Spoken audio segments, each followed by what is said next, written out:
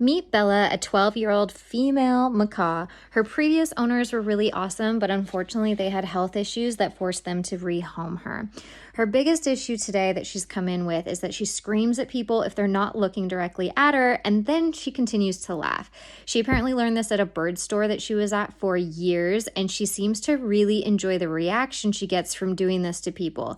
Now, at her current home, it's the husband who reacts really, really big, and he doesn't feel like he needs to change his living environment habits to accommodate the bird. So he really feels like it's just the bird that needs training and not him, and he also didn't show up today.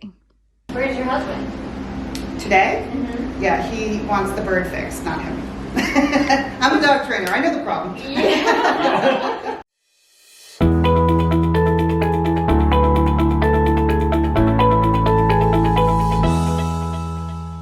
In lieu of your husband not being here, and the fact that we probably aren't going to train your husband, which, as you know, training animals is all about modifying the human behavior, right? We might be able to modify other things to hopefully help with that. That'd be great, any feedback? Absolutely. So he doesn't fly.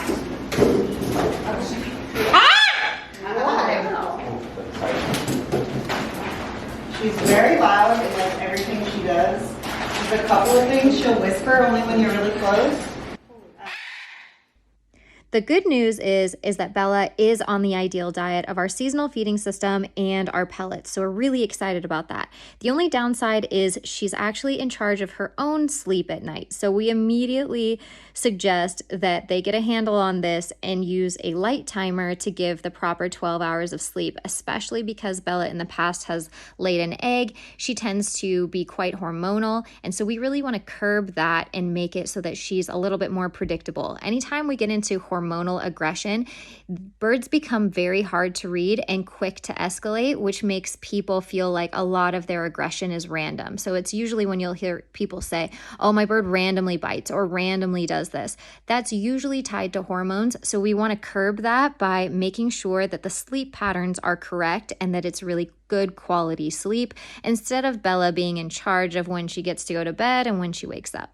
One of the things that Bella's human does to sort of curb the current screaming issue is she reinforces a lot of talking from Bella. Now, this is something we do usually recommend. We recommend replacement behaviors. When you have a behavior like screaming that you don't want, it's hard to tell a bird, hey, we just want you to be quiet. We don't want you to scream, because technically that's doing nothing. And how do you explain to an animal, hey, the concept of zero, I want you to actually do nothing? It's much easier to explain to an animal, hey, this is what I want you to do instead. So a replacement behavior would be, instead of screaming, you would reinforce the bird for talking as a replacement behavior. So the bird can't talk and scream at the same time. It's impossible. So it's not only a replacement behavior, but it's an incompatible behavior, which means it can't do both behaviors at once. And so you train the bird to talk to get attention instead of scream to get attention, which in this case, Bella seems to be going for some sort of big reaction and attention seeking. So we're thinking that she's on the right path of reinforcing talking and acceptable vocalizations versus the screaming. However, there's a mondo problem that becomes very apparent with this. Hi. I always acknowledge that, only because of the screaming thing. I know it's not what I asked her to do, but It's like the lesser of two evils, basically. yeah, exactly. Is there anything, does she do any sort of tricks, like spinning? She'll do tickle tickle.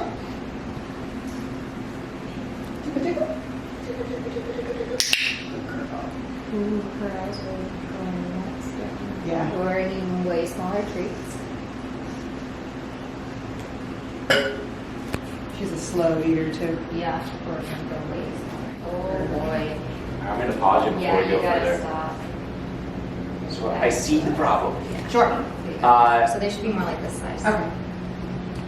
So you naturally seem to be a very cheerful, happy, you operate up here, right? You're I don't want to say heightened, what am I saying? Your energy is. High energy. Okay. And all the tricks I'm seeing so far, every interaction, her eyes are just pinned, which also tells me that she's receptive to your high energy.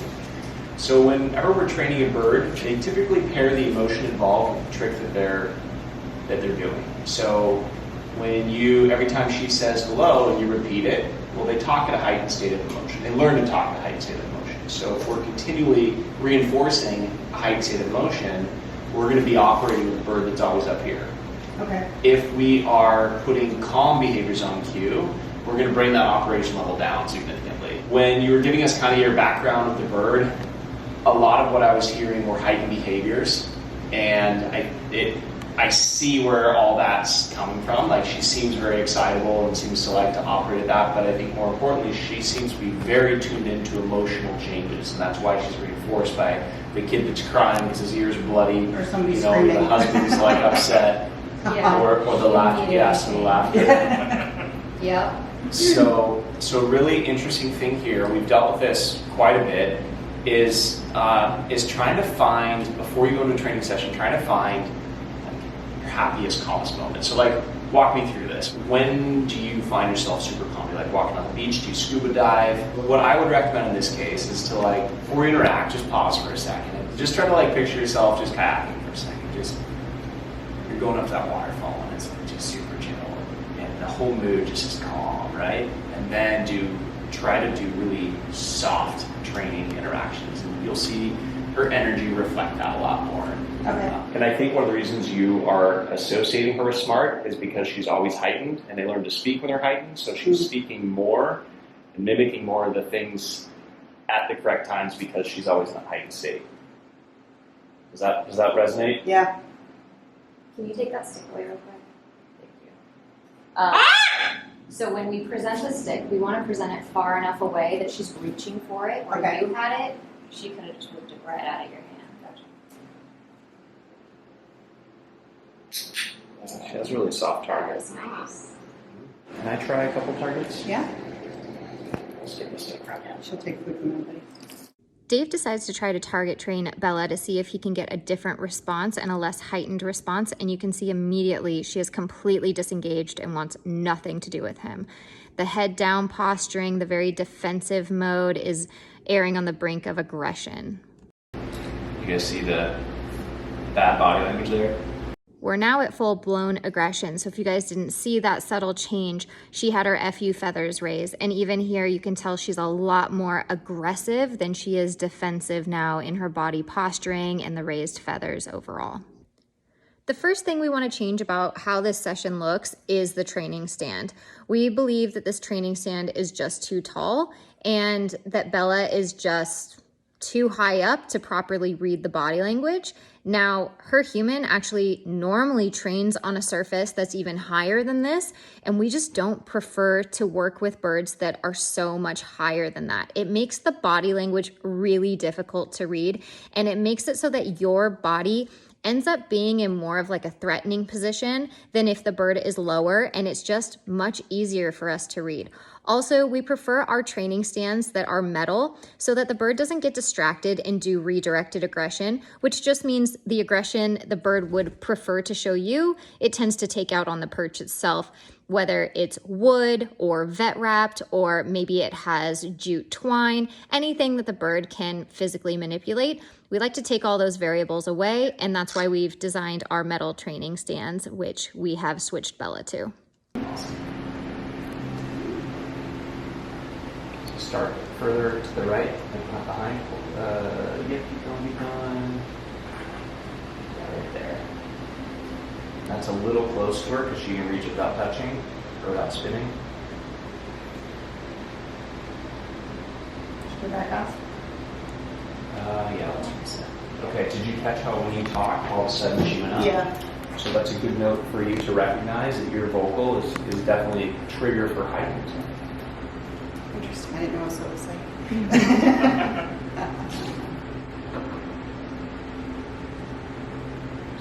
For a response. Yeah, she wants a response right here. No, it's okay. You can just deliver it normal. So how it's gonna look, I don't want to take her off, but I guess I just will. So I'm gonna have you scoot over and I'm gonna show you what I want you to do. Instead of showing her a target here and then follow it, that's a little taunting because it's like, you think you can touch it, but I'm moving it. Okay. Dave wants you to start here. so that she immediately is like, oh, I have to turn around in order to touch it. Okay. So we want you to start with presenting it here and get that turn. And if she unwinds, you can always give the treat. Let me try to show you. Sure.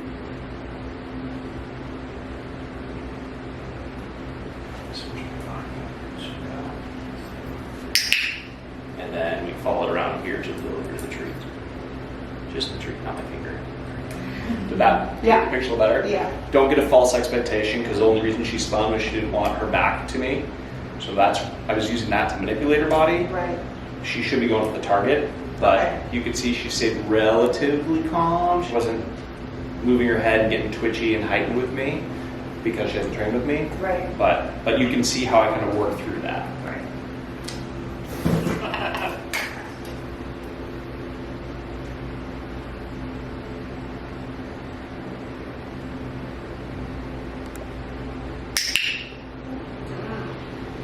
So the problem is that you're holding the stick so close that she doesn't have to turn around to touch it. Okay. She's just like, yep, got it. Yeah. Yeah, hold there, pause. Okay, let's reset. That right where you had it there, you can see she was gonna go. Yeah, but she was already But she was still eating. being rewarded. So Bella's really giving us a hard time here, and not so much Dave and I, but her owner. So we switch back to Dave as the trainer, thinking it will be most productive if he goes back to training the spin, but we use Bella's favorite person to deliver the reward because she's pretty hesitant to take it from Dave. So this is our new set of circumstances that we are working with that we're finding to be the most progressive. Once Dave gets Bella in a rhythm of expectation of what he's trying to train, he then is able to transition that to Bella's owner.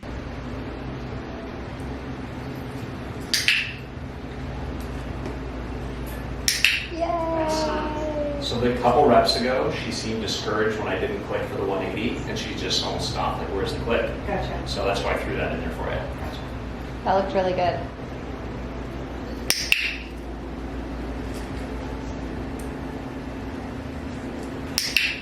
Nice. Let's pause after this treat. Aware of body language and stuff when I'm working with dogs because I'm watching other people do it, but I'm not really thinking about my own with the birds. I don't know why. It just didn't make the full circle for me. So just my carriage and how I was positioning myself in relation to her, just to stop and think about it. I videotape myself with dogs. I think about it a lot, you know, and I really didn't put much. She's just so happy to be close all the time. I don't think about my position affecting her like that, but it obviously does.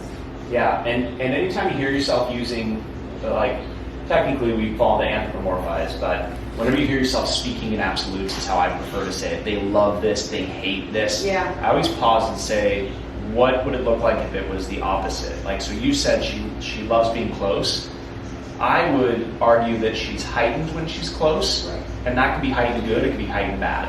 And when you hear yourself saying like this makes her happy, I would try to look at that as if you are your own client, Right. and they're saying that same thing to you, and how much you would question their vocabulary. Yeah. If you say happy, huh? Let's dissect what the actual behavior is, and I'm going to call your animal heightened, and then I'm going to say, you know, and just like really dissect it. Because from a trainer viewpoint, I think if you turned it around and trained yourself on it, and like, I don't know, looked at yourself as the client, I think you'd have a clean slate of what you're actually looking at. And I think this may have gone over because there were other things happening at the same time, so I want to go back to it. When you said that she's 20 times smarter than your other birds, I want to challenge that and say she's 20 times more heightened than your other birds. And the reason she appears to be smarter is because she's so much more heightened. She's learning those words at those moments because birds learn to speak at a heightened state. And so she says all these things in context, which tells me she's 20 times more heightened than the other birds. And so her learning style seems to be just pinned at like 10, Yeah. right? And so, not to say she's not intelligent, but it's words like that that I think get us in trouble because we operate on a certain belief that, oh, she's super smart. And although she definitely seems to have a high intelligence level, I think that it's that heightened, not necessarily intelligence. And that may not be the best place to live. It would be pretty stressful to always live at that level, right? Yeah. Like, which is hard because sometimes it's like rewarding to us, it's cute, it's funny, like Jinx has learned what he needs to do to make me laugh, and Oh, he yeah. laughs right before I laugh, and I'm just like, it's hilarious, and I'm just having the best time. But at the same time, I see the repercussions it has on my family, and then he's so much more easily hormonally stimulated and triggered that it's just like, yeah, it's You still not hard with Jinx, the or? best thing. Yeah. Yeah, I mean, hey,